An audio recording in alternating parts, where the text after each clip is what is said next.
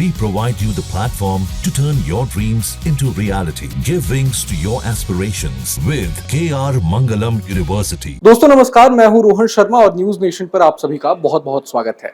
Operation सिंदूर और सीमा पार आतंकवाद यानी पाकिस्तान में जो आतंकवाद फैला हुआ है, आतंकवाद को जो पाकिस्तान बढ़ावा देता है, उसके खिलाफ भारत के रुख को लेकर भारत सरकार ने, खास करके मोदी सरकार ने सर्वदलीय सांसदों के 7 डेलीगेशन बनाए हैं। ये डेलीगेशन दुनिया भर के तमाम देशों में जाकर भारत का आतंकवाद के खिलाफ रुख और ऑपरेशन सिंदूर के तहत जो भी कार्रवाई की गई है, ये इन तमाम देशों में ये डेलीगेशन जाकर बताएगी। खास तौर पे यूएनएससी में शामिल देश जो हैं, जैसे अमेरिका और तमाम मुस्लिम देश, कई बड़े बड़े देश तो यूएनएससी यानी यूनाइटेड नेशन सिक्योरिटी काउंसिल में जो शामिल देश हैं, उन देशों में जाकर ये डेलीगेशन जो है भारत के ये आतंकवाद के खिलाफ जो रुख है भारत का, ये जाकर बताएगी। इन डेलीगेशन में किन किन पार्टी को शामिल किया गया है, किन किन पार्टी के सांसदों को शामिल किया गया, ये मैं आपको बता देता हूं। इनमें BJP, Congress, TMC, DMK, NCP, Sharad Pawar, JDU, BJD, CPIM और एआईएमआईएम के सांसद इसमें शामिल हैं। लेकिन अब ये जो डेलीगेशन बनाई गई है सरकार द्वारा, भारत सरकार द्वारा, इसे लेकर अब विवाद बढ़ गया है। विवाद क्यों बढ़ गया है, ये मैं आपको बताता हूं। बीजेपी ने शशि थरूर, जो कांग्रेस के तिरुवनंतपुरम से सांसद हैं, काफी दिग्गज नेता भी हैं, उनका नाम इस डेलीगेशन में शामिल किया था। शशि थरूर को अमेरिका जाना था, सरकार ने जो लिस्ट जारी की थी उसके मुताबिक। लेकिन विवाद तब बढ़ गया जब कांग्रेस पार्टी के नेता जयराम रमेश ने ट्वीट करके ये जानकारी दी कि कांग्रेस पार्टी की तरफ से असल में सिर्फ 4 नाम दिए गए थे, जिनमें शशि थरूर का नाम शामिल नहीं था। तो अब यह विवाद बढ़ गया है कि आखिर कांग्रेस ने शशि थरूर का नाम नहीं दिया, क्यों नहीं दिया, और नाम नहीं दिए जाने के बावजूद बीजेपी ने शशि थरूर का नाम इस डेलीगेशन में शामिल कर लिया और उनको डेलीगेशन में जो 7 समिति बनाई गई है, जो 7 टीमें बनाई गई हैं, उसमें से एक टीम का हेड भी बना दिया गया है शशि थरूर को। तो इन तमाम चीजों को लेकर अब विवाद बढ़ गया है। पहले मैं आपको जयराम रमेश ने पोस्ट करके, ट्विटर पे, एक्स पर पोस्ट करके क्या जानकारी दी है मैं आपको बता देता हूं।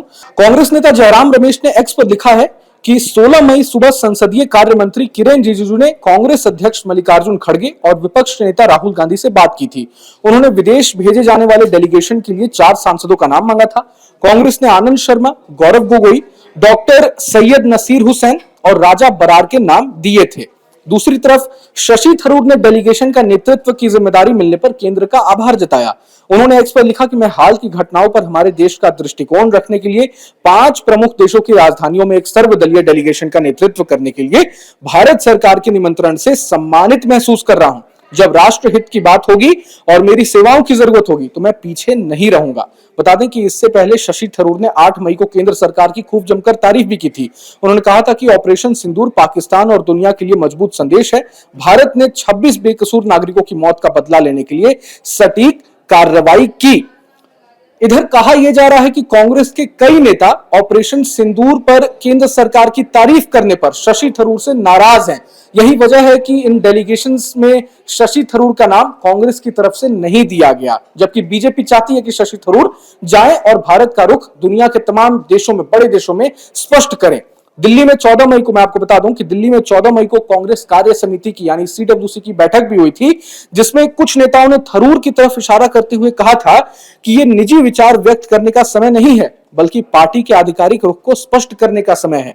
कांग्रेस एक लोकतांत्रिक पार्टी है, लेकिन लोग अपनी राय व्यक्त करते हैं। मतलब निशाना साफ साफ तौर पर देखा जाए तो शशि थरूर पर ही था और लोगों ने यह भी कहा था कि इस बार थरूर ने लक्ष्मण रेखा पार कर दिया है। तो साफ तौर पर देखा जा सकता है किस तरह से शशि थरूर के को लेकर कांग्रेस पार्टी में नाराजगी है और लिस्ट में उनका नाम नहीं दिया गया है। अब बीजेपी ने कांग्रेस पर पलटवार किया है शशि थरूर का नाम डेलीगेशन में शामिल नहीं करने को लेकर। बीजेपी ने क्या कहा है ये मैं आपको बता देता हूं। जयराम रमेश ने जब एक्स पर पोस्ट की और जानकारी दी, तो उसके बाद बीजेपी आईटी सेल के प्रमुख अमित मालवीय ने एक्स पर पोस्ट करके कांग्रेस पर निशाना साधा। अमित मालवीय ने लिखा कि शशि थरूर की वाक्पटुता, संयुक्त राष्ट्र में काम करने के उनके लंबे अनुभव और विदेश मामलों में उनके गहरे ज्ञान को कोई खारिज नहीं कर सकता। तो फिर कांग्रेस पार्टी और विशेषकर राहुल गांधी ने प्रमुख मुद्दों पर भारत की स्थिति स्पष्ट करने के लिए विदेश भेजे जाने वाले सर्वदलीय प्रतिनिधि मंडल में उन्हें नामित क्यों नहीं किया गया? मतलब उनका नाम लिस्ट में क्यों नहीं दिया गया, क्यों नाम हटा दिया गया? इसके बाद अमित मालवीय ने यह भी सवाल किया कि क्या ये असुरक्षा है, जलन है, या फिर ये सिर्फ उन लोगों के प्रति असहनशीलता है जो हाईकमान से बेहतर हैं। अमित मालवीय के बाद बीजेपी नेता और असम के मुख्यमंत्री हिमंता बिस्वा शर्मा ने भी एक्स पर बिना कांग्रेस नेता गौरव गोगोई का नाम लिए उन पर निशाना साधा और कहा कि जयराम रमेश को पोस्ट करते हुए मैं आपको बता दूं कि हिमंता ने लिखा कि इस लिस्ट में उस सांसद का नाम शामिल है जिन्होंने पाकिस्तान में लंबे समय तक कथित तौर पर 2 हफ्तों तक रहने को खारिज किया है। तो गौरव गोगोई पर हिमंता बिस्वा शर्मा ने यह हमला भी बोला। जाहिर तौर पर शशि थरूर को लेकर यह नाराजगी तो है ही कांग्रेस पार्टी में, क्योंकि शशि थरूर कई मौकों पर बीजेपी की तारीफ करते नजर आए हैं। बीते दिन हमने यह भी देखा, पी चिदम्बरम की भी बात कर लें, कांग्रेस के वरिष्ठ नेता और पूर्व केंद्रीय मंत्री पी चिदम्बरम ने यह तक कह दिया कि इंडिया अलायंस बिखर चुका है और बीजेपी की उन्होंने जमकर तारीफ भी की। बीजेपी के संगठन जिस तरह से संगठनात्मक बीजेपी की मतलब संगठन जिस तरह से मजबूत है उसकी पी चिदम्बरम ने तारीफ की। तो कहीं ना कहीं कांग्रेस लाइन से जो अलग हटते हुए नजर आ रहे हैं अपने नेता, दिग्गज नेता, उनके खिलाफ कहीं ना कहीं नाराजगी कांग्रेस पार्टी में नजर आ रही है। अब मैं आपको बता दूं ये डेलीगेशन कब जाएगा तमाम देशों में, भारत के रुख को, आतंकवाद के खिलाफ जो भारत का रुख है उसे कैसे तमाम चीजें मतलब कैसे क्या होगा ये मैं आपको बता देता हूं। ये दौरा 23 मई से शुरू होकर 10 दिनों तक चलेगा। मीडिया रिपोर्ट्स के मुताबिक रविशंकर प्रसाद के नेतृत्व वाले, रविशंकर प्रसाद यानी पूर्व केंद्रीय मंत्री और बीजेपी नेता के प्रतिनिधित्व वाले जो उनका प्रतिनिधिमंडल होगा वो सऊदी अरब, कुवैत, बहरीन और अल्जीरिया जाने की उम्मीद है। जबकि सुप्रिया सुले जो एनसीपी शरद पवार की नेत्री हैं, उनकी सांसदों की टीम ओमान, केन्या, दक्षिण अफ्रीका और मिस्र की यात्रा करेगी। संजय झा, जेडीयू लीडर संजय झा की बात करें तो वो भी जा रहे हैं, लिस्ट में उनका भी नाम शामिल है। उनके नेतृत्व वाले प्रतिनिधिमंडल के जापान, सिंगापुर, दक्षिण कोरिया, मलेशिया और इंडोनेशिया जो कि सबसे बड़ी मुस्लिम आबादी वाला देश है, वहां का दौरा करने की संभावना है।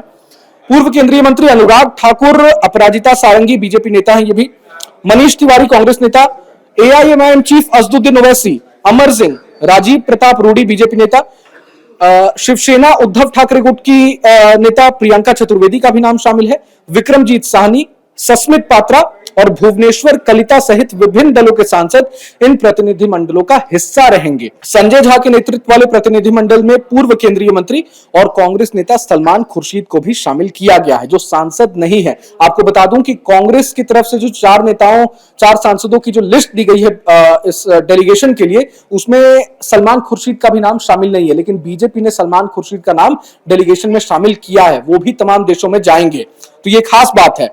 सरकार ने तृणमूल कांग्रेस के सांसद सुदीप बंदोपाध्याय को भी इस दौरे में शामिल होने के लिए कहा था, लेकिन उन्होंने स्वास्थ्य कारणों से मना कर दिया। शशि थरूर अमेरिका में भारतीय सांसदों के प्रतिनिधिमंडल का नेतृत्व कर सकते हैं। तो ये तमाम अहम जानकारी मैंने आपको दी, लेकिन शशि थरूर को लेकर कांग्रेस पार्टी में नाराजगी क्यों है? ये जो सांसदों का जो डेलीगेशन है जो तमाम देशों में जा रहा है, इसमें शशि थरूर का नाम कांग्रेस ने शामिल क्यों नहीं किया, इसे लेकर आप क्या कुछ सोचते हैं और आपकी क्या राय है? किन किन सांसदों को जाना चाहिए? कौन ज्यादा बेहतर तरीके से आतंकवाद के खिलाफ भारत का जो रुख है वो तमाम देशों के सामने विश्व पटल पर रख सकता है, या आप क्या कुछ सोचते हैं? यह हमें इस वीडियो के कमेंट बॉक्स में जरूर बताएं। बाकी तमाम खबरों का सिलसिला जारी है, देखते रहें न्यूज नेशन। नमस्कार। न्यूज नेशन अब व्हाट्सएप पर खबरों के ताजा अपडेट के लिए न्यूज नेशन के इस क्यूआर कोड को स्कैन करें।